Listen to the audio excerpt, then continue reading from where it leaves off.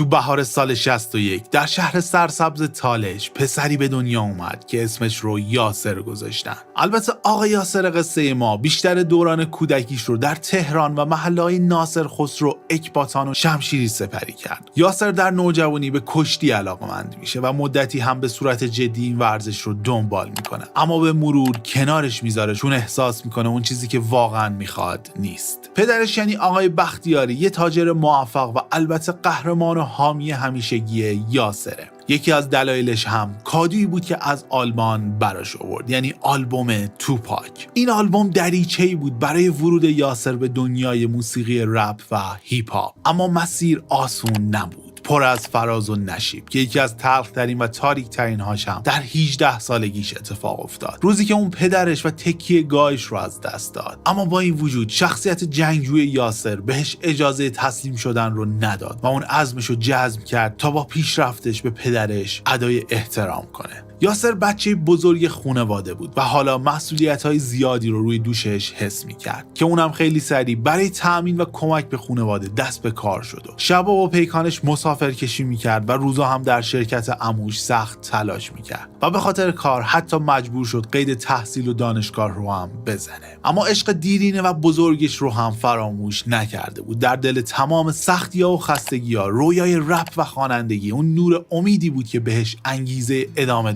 میداد. هر زمان خالی که گیر می آورد با دوستش که آهنگساز بود تمرین میکردن و روی ترانه ها کار میکردن. اون برای فعالیت هنریش لقب یاس رو در نظر گرفت که یه جورایی مخفف همون یاسر بود. در سال 82 وقتی زمین لرزه بم جون هزاران نفر رو گرفت، یاس نمیتونست فقط یه تماشاگر باشه. خیلی زود دست به کار شد و اولین ترک جدیش رو برای اون فاجعه نوشت و منتشر کرد که با استقبال خوبی هم مواجه شد، اما شهرت و موفقیت اصلیش رو با ترک سیدی رو بشکن که در حمایت از زهرا امیر ابراهیمی منتشر کرده بود به دست آورد. ترکی که اسم یاس رو به عنوان یک رپر اجتماعی سر زبون ها انداخت. عشق یاس به وطنش هم مثال زدنیه. بعد از انتشار فیلم 300 که به تاریخ ایران و ایرانی توهین کرده بود، یاسر دست به کار شد و ترک هویت من رو منتشر کرد و به نوعی به سبک خودش اعتراضش رو به این اهانت نشون داد.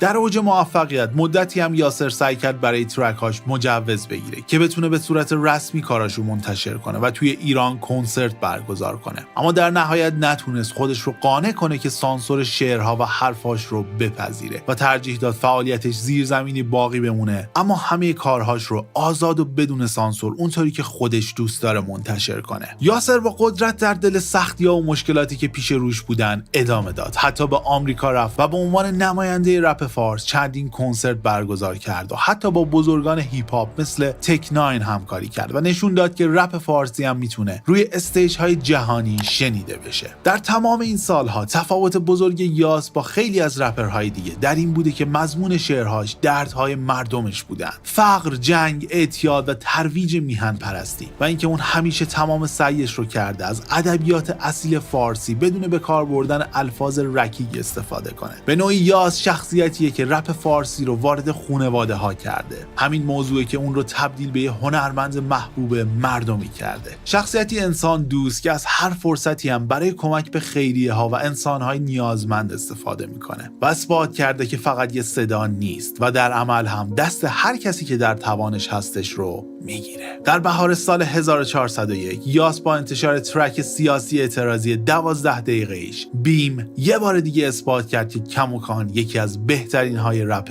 فارسیه. این داستان فقط یه رپر موفق نبود، نه، این داستان شخصیتیه که با قدرت کلماتش قلب میلیون ها نفر رو لمس کرده. داستان کسی که نه برای شهرت بلکه همیشه برای حقیقت جنگیده. این داستان یاسر بختیاری، یاس بود.